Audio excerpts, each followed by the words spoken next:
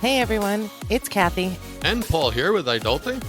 We're here to help you navigate the crazy world of adulting. Because let's be real, it's a wild ride. We'll be dropping tips, sharing stories, And maybe even spilling some embarrassing secrets along the way. so get comfortable, grab your favorite drink, get ready to laugh, learn, and level up your adulting game. This is iDulting. Don't forget to like, follow, and or subscribe, and share this podcast. Head over to iDulting.com for more information and to submit questions for us about iDulting. And maybe even pick up some of our new merchandise. And if you know any fellow adults who need some guidance, send them our way. And feel free to share this podcast freely out there. We'd like to get our numbers up. So today we're going to discuss guesting gracefully, meaning we're going to give you some tips about how to be a gracious, welcome house guest. If you're staying at someone's home, the worst thing that can happen is that they ask you to leave or don't ever ask you to come back. And if they do, take the hint. Don't come back. I'm actually a little bit upset that we have to share some of these things. These are things that Kathy and I grew up just kind of knowing and being taught by our parents and being browbeat if we didn't do them. But in today's world, through our own personal experiences and living vicariously through our children, have noticed that some of this stuff needs to be said. Being a gracious house guest is a valuable skill. You don't really want to not be welcome back to someone's home. It just shows your respect for them if you are a gracious and respectful guest. So if you're going to visit someone, you obviously want to spend time with them and you want to be respectful. And being a gracious guest starts even before you're a guest in someone's house. The first thing you're going to want to do when you think you might be a guest is make sure that you're communicating clearly with the host. So make sure that your host is aware of your arrival and your departure times, and do what you can to stick to those. Right. Let your host know if you have any dietary restrictions or allergies, or you've decided you're now a vegan or you're on a carnivore diet. They can't be expected to read your mind, and most hosts will try to make accommodations for you. But keep in mind, unless you're going to stay at a diner, wherever it is not a diner. And don't expect it to be. That's not a fair expectation to put on any host. Make sure you ask about any specific house rules or preferences. Try to blend in with them as seamlessly as you can. Right. We recently got new carpet, and we've never been a no shoes in the house kind of family. And now we are, because over my dead body will these kids come and visit us and ruin our new carpet. When you can, bring some sort of thoughtful gift with you. Something to show your appreciation. It doesn't have to be anything expensive. Small plant, a box of chocolates, maybe a bottle of wine if it's appropriate. Just something to show that the host is being appreciated for putting themselves out to shelter and feed and support. Right. And remember, if someone's going out of their way to make a space for you to stay in their home, to cook meals for you, to make sure you have everything you need, it's not a big ask to bring something to show that you appreciate all they've done. Consider where you're going and make sure it's appropriate for the guest. For example, you don't want to bring a bottle of wine to a house where it's people that don't drink, or flowers to someone who has really bad pollen allergies, or fish to somebody who's allergic to seafood. Let's talk about during your stay. Let's be respectful of their space. If you go to someone's home, whether it's couch surfing, guest room, pulling up some carpet, you need to be respectful of their space. You need to keep it tidy. You need to keep your things put away. If you have medications you're on, those things have to be secure, because if your host has children, they can get into your things. So just remember to keep your stuff neat and organized, and keep the space that you're sleeping in relatively tidy. That's how you found it. That's how you should leave it. Ask before using anything that isn't explicitly offered. Be really careful if you're going to start using your host's electronics and going behind their TVs to plug things in. A little pet peeve of mine, and I definitely appreciate it when they ask. For example, I've recently had some guests that unplugged the HDMI extension that I put there so that they wouldn't have to go behind the TV. Unplugging it made it that they had to go behind the TV. If they had just asked, I would have showed them, you plug it in the front. Respect their routines and schedules. Not everyone has the ability to take an entire week, 2 days, 5 months, however long you're coming to be a guest at their home, off from work. They may have to get up early. They may stay up later.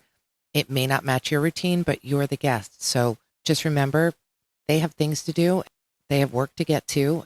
Their routine is their routines. You kind of have to follow it while you're guests in their house. Right. And that'll help you be welcome more often than not. I call that the when in Rome rule. So when you're in Rome, do as the Romans do. Offer to help.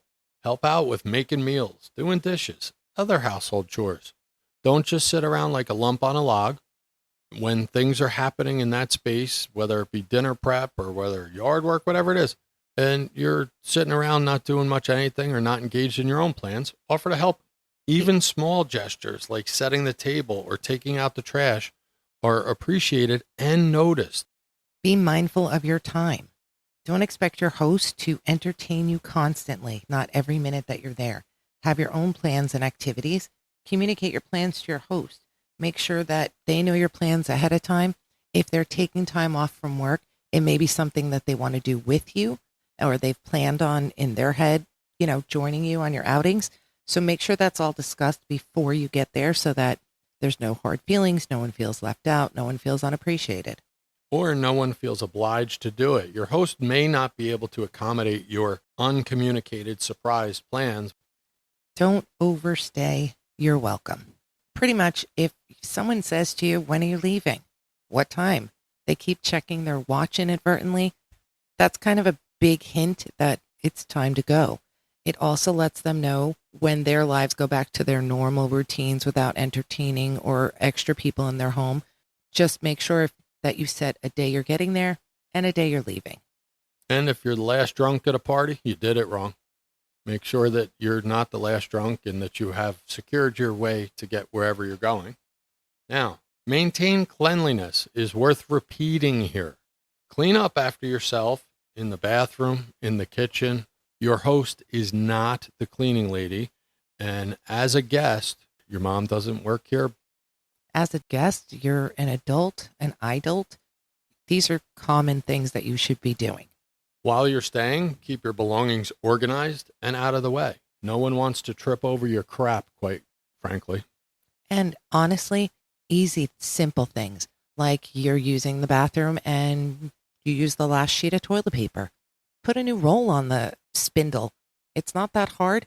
It's a task pretty much babies can do, toddlers at least. And nobody wants to go in and not have toilet paper when it's needed. If you run out of something, ask your host, let them know. Say, there's no more shampoo or the soap is empty. They most likely have more. If not, they'll get more. Or you could do the nice thing and offer to get it yourself. And always be positive and appreciative. Express your gratitude for the hospitality that your host has shown, for the time that you've had at the location. Avoid complaining or making negative comments. Your host doesn't want to hear it, I promise.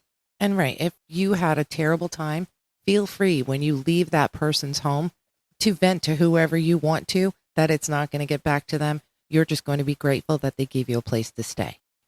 Be aware of noise levels, especially in the early morning or late at night. If the household or the host particularly need to go to sleep because they have to be up early the next morning, they definitely don't want to say wake up at 2:30, 3:30, 4 o'clock or so and hear conversations going on in the house.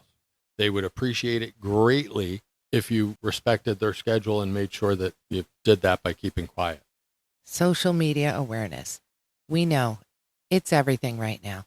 Taking pictures, posting pictures, making vlogs, making videos, making shorts, making reels. That's all great, but make sure when you do it that you ask your host if it's okay to post their home, their family, the things that they do on your social media before putting it out there. Not everybody wants to be on the screen. And before you leave, again, we're hitting on the cleanliness here. It's tidy up. If you use the bed, make sure you strip the bed linens or leave them neatly in the bed made. Or at least ask the host if that's what they would like. Do you want me to strip the bed down for you? I've been here a few nights. If it's a one-night stay, They may say, well, you're in a hurry. You can go. I've got this. Just offer. Wipe down the bathroom and any other areas. You should be doing that each time you use it. Every time you leave a bathroom, especially in your own home, but in a guest place, they shouldn't be able to go in behind you and know exactly who used that bathroom. So make sure you're wiping and cleaning up after yourself in the bathroom. Right. I don't want to go into a bathroom after someone has stayed at my home and rinse down the spit from their toothpaste. Leave the room you're using in a clean, organized state. Express gratitude. Always thank your host for their hospitality. Consider sending a handwritten thank you note or a text message or an email, something after you get home that shows them that you really do appreciate that they put you up for a night or 2 or 10. Well, and I think it would be fun if they use that new millennial challenge that's out there to write that handwritten note In cursive. by using the pen without lifting it off the paper. It's a new thing.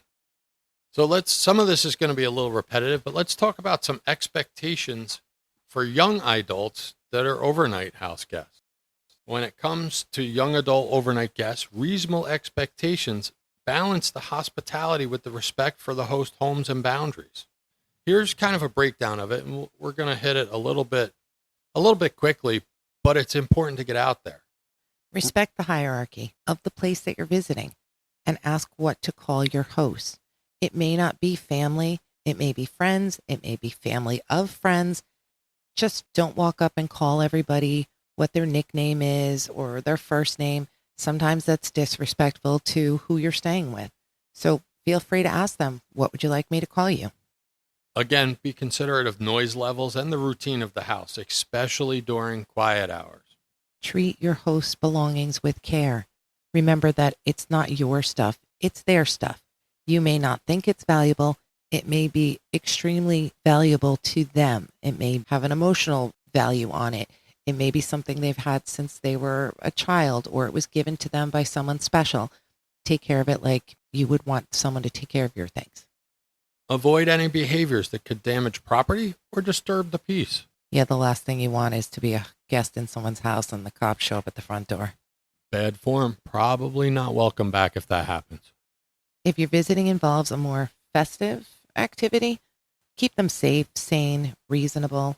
Unless you're visiting a frat house or a similar destination, probably hanging from the chandelier or falling down drunk is not really going to win over your host.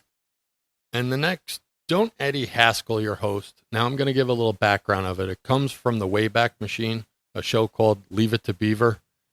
There was a character on there, Eddie Haskell. Eddie was the ideal child. He did everything right as far as the host or parents were concerned. Yet that was not who Eddie Haskell was, and even the parents knew it. What I can tell you is putting on a fake persona because you think that's what your hosts want to see or hear, it doesn't win you any brownie points with anybody. In fact, it actually hurts your credibility with those hosts and makes it more likely you're not as welcome back next time, let alone it destroys any trust that might have been being built. So don't Eddie Haskell your host. Cleanliness. Young adults should be expected to clean up after themselves in shared spaces, such as bathrooms, kitchens, living rooms. Wherever they're in a space that they're sharing with other people, they should be able to clean up after themselves and leave it nice and tidy. Don't leave stuff around, dishes, glasses, food wrappers. I'm serious. That really gets, all right, under my skin. And I'm the important one here on iDulting when we're talking about home guests because it's my home. Listen, we are not by any means clean freaks. My house is cluttered, dusty. It's got all the lived in that houses get. But when I do have guests, I do make an effort to make sure it looks good for them and that it's extra clean. The last thing I want to do is repeat that process the minute they leave. Remember to offer to help with household chores. Keep your sleeping area and your items tidy and cleaned up. I said before, and I'm repeating again, leave it better than you found it, which is also a rule you can use outside. When you go for a hike, try to leave the trail cleaner than you found it. If you're not a person that showers every day, that's fine. If you're at someone's house for more than 2 days, get in the shower. No one wants a stinky guest. Communication is a clear expectation, whether it's when you're arriving, when you're leaving, what you're doing while you're there. If you suddenly disappear and no one's there, or you're going to be back at some odd time, make sure your host knows. And if there's any changes that are going on, make sure they know. Pretend for a moment you're like a member of that family and your host is going to be concerned for your well-being. Courtesy. Use your manners. These are things you guys should have learned at 2 and 3 years old. Say please. Say thank you. Say you appreciate that they, hosted you and let you stay at their home. And avoid excessive demands or expectations. They're not there to serve you. They're there to host you. They're welcoming you into their home. Appreciate that. Adhere to any house rules that you know, and if you're not sure, ask. So if there's specific house rules or guidelines, everybody has their own intricacies about how they want things. So just ask. It's not a big deal. It doesn't have to be this big awkward conversation. Just ask. Sometimes it includes rules like go out back to smoke, or we don't want any alcohol in the house, or if you're having visitors, we need to know. And a big one in our house is if you're a significant other, you're not going in my children's bedroom. Sorry, just not happening. And just remember, things like relationships, whose house you're going to, that'll depend on what they expect from you. They know you. If it's family, they've, probably lived with you at some point or another. Or if it's a friend that you're really comfortable with, that'll change some of these expectations. But still do the things we said, because family or not, it's always appreciated. Your age and maturity level, obviously different expectations are placed on different adults at different stages in their life. In our house, if you visited more than once, or by the time you're here 2 or 3 times, you're basically being treated like one of us. You're expected kind of to know where stuff is and that you're going to take care of yourself like a reasonable adult. And longer stays may require more explicit agreements regarding chores and responsibilities. If you're going to visit someone for a weekend, a day, a night, 10 days, it's very different than if you're visiting someone for a month. So just the big things here, make sure you communicate what's going on. It helps set up and manage all the expectations of the visit. Mutual respect of host and the guest is foundational to a positive relationship. Flexibility and understanding are important, and boundaries must be maintained and respected. Keep these points in mind, and both the host and the young adult guest can have a more comfortable and enjoyable stay. Ultimately, the goal is for guests to be considerate and contribute to the pleasant and comfortable environment so that everyone has a good time. That is really important. You're probably going to want to come back at some point, make the host feel good about it. By following these tips, young adults can ensure that they're welcome back and appreciated as house guests.